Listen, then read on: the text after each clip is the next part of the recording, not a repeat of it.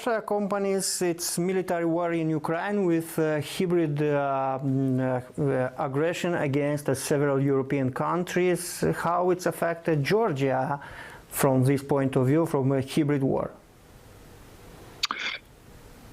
That is a very good question. What I am very proud of is that we have clearly agents of Russian influence both inside Georgia and outside. We have actors who are right now in Russia. I don't consider these people Georgian at all, but they have Georgian last names and who are actively advocating the interests of Georgian dream there, and are trying to establish relationships with the separatist entities, the Ukrainian territories that are now that Russia claims to be now the part of Russia, etc. So what we have also is that's the recent development that I would like to address it. That's very important. Is we have not just political but judicial harassments and serious danger against the Georgians who have been fighting in Ukraine on the side of Ukraine. And we are talking about quite a large number of people, especially for a small country like Georgia. There are, I think, currently up to 4,000 Georgians fighting on the side of Ukraine. And these people are usually, many of them are ex-military personnel, and they face serious legal problems then in Georgia once they come back. So they have their houses are often raided. They have trouble getting various licenses. Those who have, for example, open carry licenses for firearms, they have lose these licenses, and they are being harassed on the at the request of Russian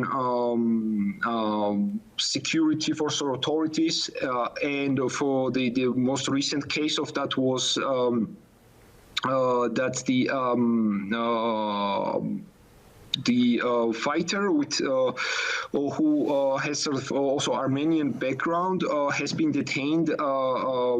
He's a Georgian citizen who fights in Ukraine as a part of Georgian Legion, and he was detained on the border between Armenia and Georgia when he was coming back home because about a year ago, Donetsk court has Sham court in Donetsk has sentenced him for terrorism for quite a big gave him a quite big prison sentence in absentia. And now we are facing this very unusual situation that Armenia might deport this person to Russia. And we are also trying to start a campaign to stop this from happening, because obviously there is no, there is not even an illusion of any kind of justice in Russia, first of all. And secondly, this is a Georgian citizen, and there is no, the Donetsk Sham court has, of course, no authority on his freedom. With regards to more Russian influence, what we definitely see is this the Russian language in Georgia is quite unpopular, to be honest. Obviously, in older generation, there are a lot of people who also grew up, were born and grew up in Soviet Union, and they still remember Russian. But in my generation already, Russian is very, very unpopular. Very few people speak it.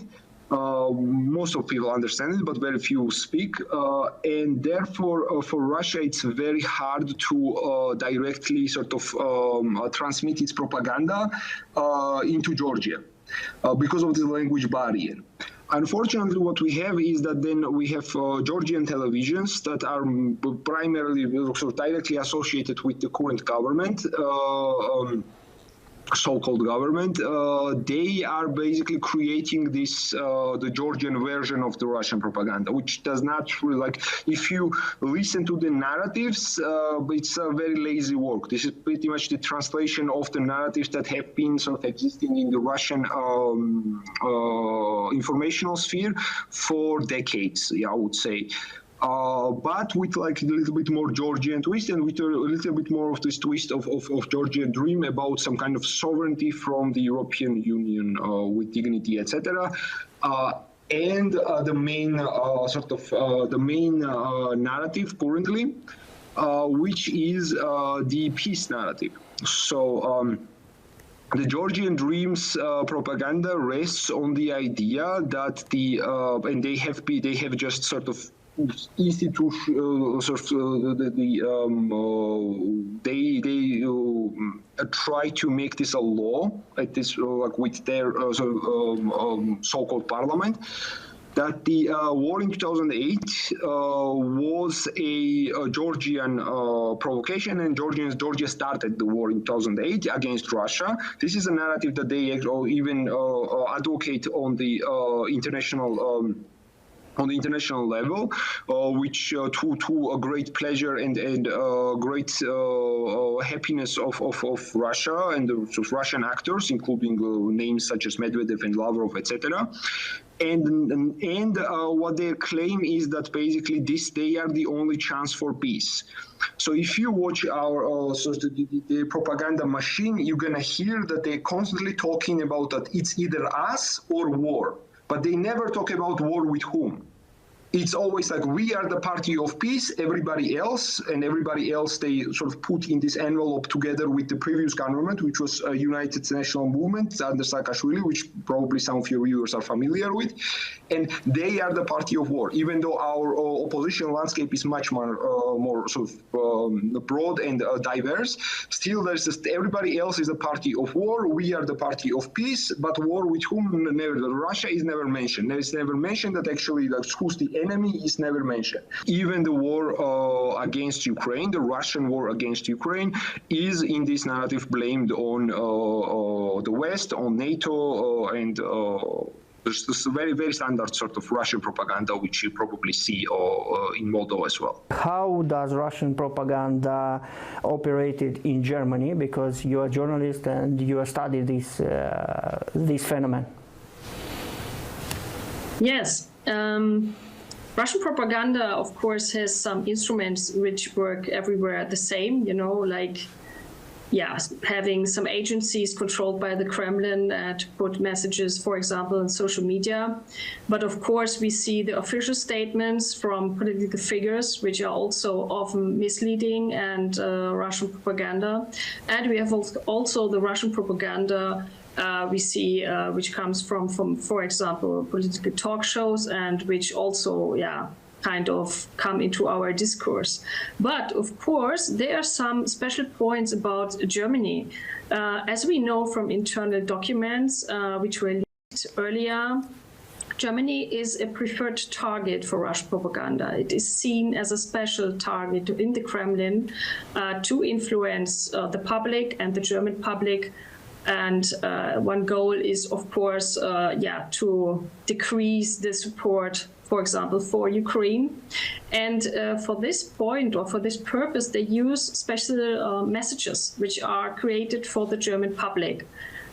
For example, they are trying to create fear, or the future fear of atomic bombs or some kind of atomic war, because this is a fear which is in Germany, for example, very spreaded.